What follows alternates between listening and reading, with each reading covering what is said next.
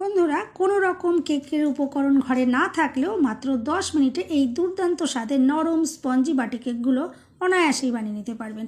এই কেক তৈরির জন্য চিনি, গুড়, মিশ্রি বা বাতাসার প্রয়োজন হবে না। লাগবে না বেকিং পাউডার, বেকিং সোডা, ডিম, দই, তেল, বাটার, মোল্ড। যে কোনো বাটিতে গ্যাসের চুলায় সহজেই বানিয়ে নিতে পারবেন। সম্পূর্ণ ভিডিওটা দেখতে থাকুন, আশা করছি ভীষণ ভালো লাগবে। দেখে নেওয়া যাক আমার আজকের রেসিপিটা। নমস্কার বন্ধুরা, আমি পাপড়ি পদ্মাবতী ফুড ক্রিয়েশনে আপনাদের সবাইকে স্বাগত। প্রথমে একটা বাটির মধ্যে আমি 1 কাপ জল দিয়ে দিলাম। এরপর গ্যাস দিলে জলটা হালকা গরম করে নেব। জলটা হালকা গরম হওয়ার পর আমি এখানে দিয়ে দিচ্ছি 2 চামচ গুঁড়ো দুধ।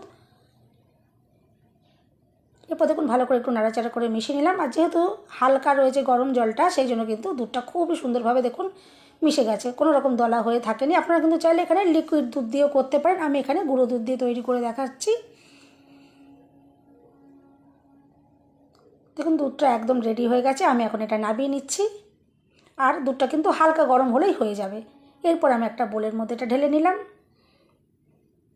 এখন আমি এখানে দিয়ে দেব 1 চামচ সুজি। এই সুজিটা কিন্তু একদম যে মিহিদানার সুজিটা হয় সেটা আমি এখানে ইউজ করছি। এতে কেকের মধ্যে বেশ একটা দানাদার ভাব আসবে, খেতে কিন্তু ভালো লাগবে। এরপর দেখুন আমি আজকে কেক তৈরির জন্য কিন্তু এখানে কোনো রকম চিনি, গুড়, বাতাসা কিছু ইউজ করব না। তার জন্য দেখুন এখানে 1 কাপের থেকে একটু কম আমি নকুলদানা ইউজ করছি। এটা কিন্তু দেখুন আমাদের সবার ঘরেতেই থাকে। আর এটা কিন্তু আপনারা চাইলে কিন্তু মিক্সিতে গুঁড়ো করেও দিতে পারেন। আর আমি এটা একটু একটা ছোট নোড়া দিয়ে একটু ঠুকে ঠুকে এটা একটু আধ ভাঙা করে নিচ্ছি। দেখুন একটা বাটির মধ্যে আমি নিয়ে নিলাম আর দেখুন একটু ভেঙে নিচ্ছি। যতটা সম্ভব আমি এটা এখান থেকে একটু গুঁড়ো করে নেবার চেষ্টা করছি। দেখুন একটু দানা দানা ভাব রয়ে গেছে, কিন্তু কোনো অসুবিধে নেই। যেহেতু লিকুইড দুধটা বেশ হালকা একটু গরম ভাব রয়েছে, সেই জন্য কিন্তু এটা খুবই অনায়াসে মিশে যাবে, কোনো রকমেরই অসুবিধে হবে না। আমি এটা দিয়ে দিলাম। আপনারা কিন্তু নকুলদানার পরিবর্তে এখানে কিন্তু চিনি, গুড়, বাতাসা ইউজ করতে পারেন। আর দিয়ে দিয়েছি আমি 1 চিমটে নুন। অবশ্যই কিন্তু 1 চিমটে নুন দেবেন, তাহলে কিন্তু দেখবেন কেকের টেস্ট কিন্তু খুবই অসাধারণ আসবে। এরপর দেখুন আমি একটু ভালো করে মিশিয়ে নিচ্ছি। এরপর আমি এটা চাপা দিয়ে রেখে দেবো 5 মিনিটের জন্য, যাতে সুজিটা একটু ফুলে যায়। আর নকুলদানাগুলো কিন্তু যেগুলো আধ ভাঙা অবস্থায় রয়েছে সেগুলো কিন্তু দেখবেন গলে নরম হয়ে যাবে। এরপর দেখুন আমি 5 মিনিট পর চাপাটা খুলে নিলাম। আর এরপর দেখুন ভালো করে একটু মিশিয়ে নিচ্ছি। এখনও কিন্তু নকুলদানাগুলো একটু দানা দানা ভাব রয়ে গেছে, আমি একটু মিশিয়ে নিচ্ছি। আর কিন্তু এটা কিন্তু খুব সহজেই মিশে যাবে, খুব একটা কিন্তু সময় লাগবে না। আর ঠান্ডা দুধ থাকলে তাহলে কিন্তু একটু বেশি দেরি লাগতো গলতে। এরপর দেখুন আমি নিয়েছি এখানে দারচিনি। এটা আমি একটু কড়াইতে হালকা একটু ভেজে নিয়েছি। আর ভেজে নিলে কি হবে, এটা কিন্তু গুঁড়ো করে নিতে খুবই সুবিধা হবে।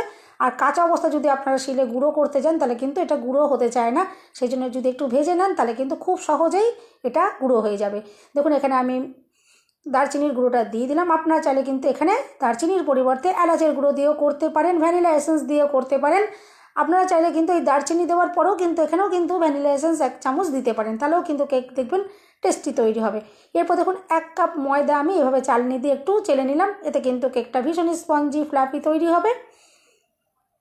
আর ময়দাটা দেওয়ার পর দেখুন খুব ভালো করে আমি মিশিয়ে নিচ্ছি, যাতে কোনো রকমের বড় দলা দলা ভাব না থাকে। খুব ভালো করে মিশিয়ে নিতে হবে। দেখুন খুব ভালো করে মিশিয়ে নিয়েছি। এরপর আমি আরও 1 কাপ ময়দা এখানে নিয়েছি। এই ময়দাটা আমি আগে থেকে চেলে রেখেছিলাম। এই ময়দাটা এখন দেখুন অল্প অল্প করে দিয়ে বারে বারে আমি এভাবে মিশিয়ে নেব। একবারে সম্পূর্ণটা দিলে কিন্তু দলাভাব এসে যাবে, সেই জন্য কিন্তু বারে বারে যদি মেশানো হয় তাহলে কিন্তু মিশ্রণটা খুব স্মুথভাবে তৈরি হবে। দেখুন কত সুন্দরভাবে তৈরি হচ্ছে। এতে কিন্তু কোনো রকমের দেখুন বড় ধরনের কোনো রকম দলা আসছে না। এইভাবে অল্প অল্প করে দিয়ে আমি ময়দাটা এখানে ইউজ করে নেব। টোটাল আমি এখানে 2 কাপ ময়দা ইউজ করলাম। আর এই কেক তৈরি করার জন্য একটু ঘন করে ব্যাটারটাকে রেডি করতে হবে। এরপরে আমি এখানে দিয়ে দিচ্ছি 1 চামচ ঘি। আমি কিন্তু কোনো রকমের তেল বা বাটার ইউজ করছি না। আমি 1 চামচ ঘি দিয়ে দিলাম। এতে কিন্তু কেকের ফ্লেভারটা কিন্তু খুব সুন্দর আসবে আর কেকটা কিন্তু সফট হবে। আপনারা চাইলে কিন্তু এখানে 1/2 কাপ সাদা তেল দিতে পারেন বা 2টো ছোট কিউবের বাটারও এখানে ইউজ করতে পারেন।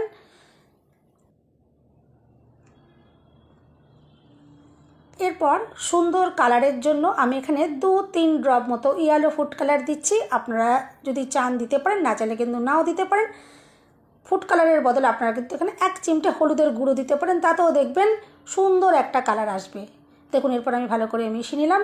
আর এরপরে আরও উপকরণ এখানে মেশাতে বাকি রয়েছে, আমি সেটা পরে মেশাবো, সেটা পরেই মেশাতে হবে, সেই জন্য আমি সেটা পরে মেশাবো। এখন এটা আমি সাইডে একটু রেখে দিচ্ছি।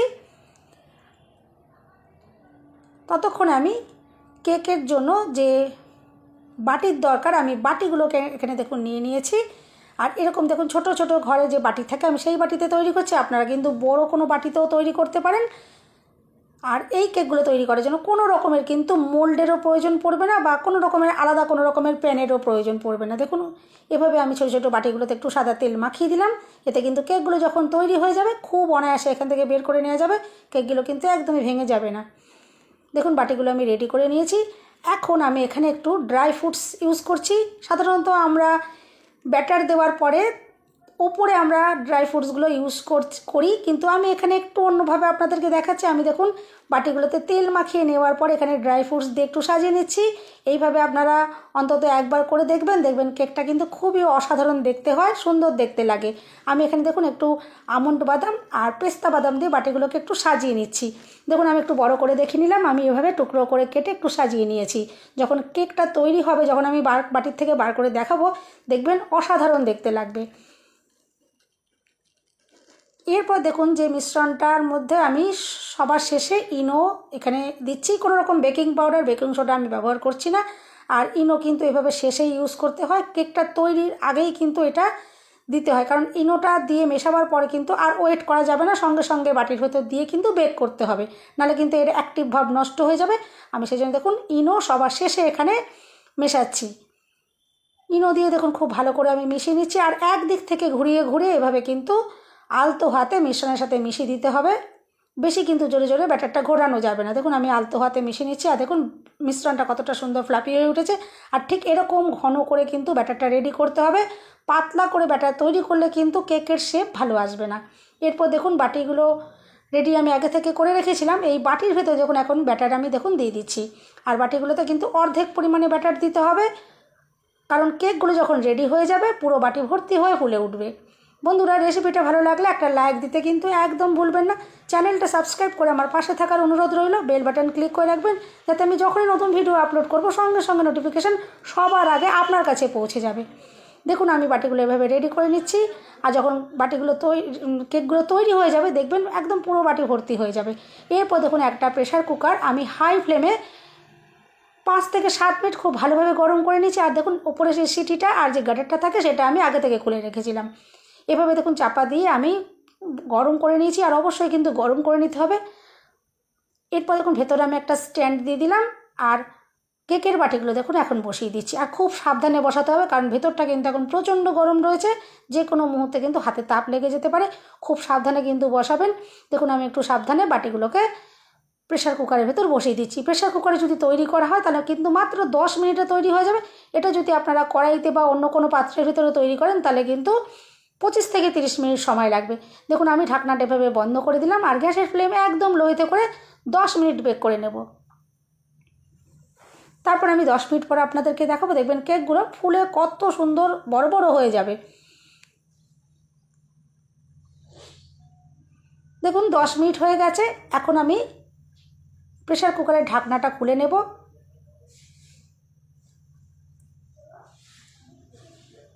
দেখুন ঢাকনাটা আমি খুলে নিলাম। আর দেখে বুঝতেই পারছেন যে কেকগুলো ফুলে কত বাটি ভর্তি হয়ে গেছে, কত সুন্দরভাবে ফুলে উঠেছে। আর কেকের শেপটাও সুন্দর এসেছে।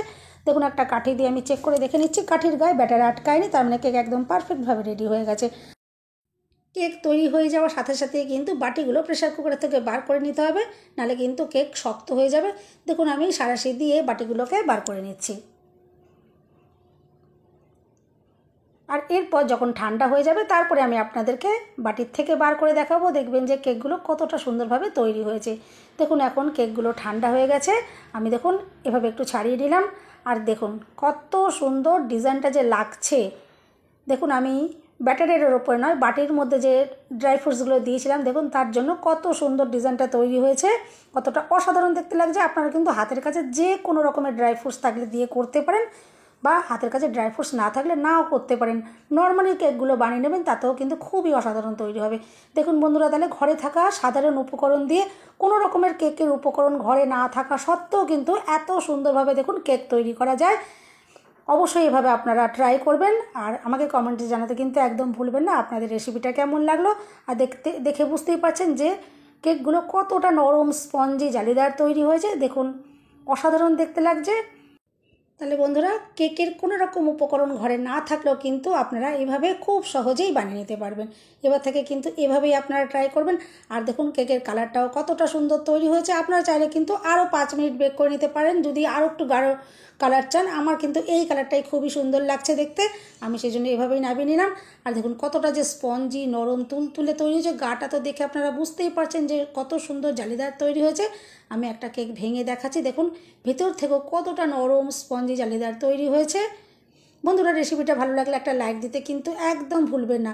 চ্যানেলটা সাবস্ক্রাইব করে আমার পাশে থাকার অনুরোধ রইল। আর দেখুন বন্ধুরা কতটা সুন্দর দেখতে লাগছে। এরপরে আমি একটা কেক তো ভেঙে দেখালাম, আর এরপর দেখুন একটা কেক আমি একটু ছুরি দিয়ে কেটে দেখাচ্ছি, দেখবেন কতটা অসাধারণ দেখতে লাগছে। দেখুন ছুরিটা কাটা দেখে আপনারা বুঝতেই পারছেন যে কতটা নরম, তুলতুলে তৈরি হয়েছে। আর দেখুন ভেতরের গাটা কতটা অসাধারণ দেখতে লাগছে। সবাই সুস্থ থাকবেন, ভালো থাকবেন। দেখা হবে নেক্সট ভিডিওতে। ভিডিওটা শেষ পর্যন্ত দেখার জন্য সবাইকে রইল অসংখ্য অসংখ্য ধন্যবাদ।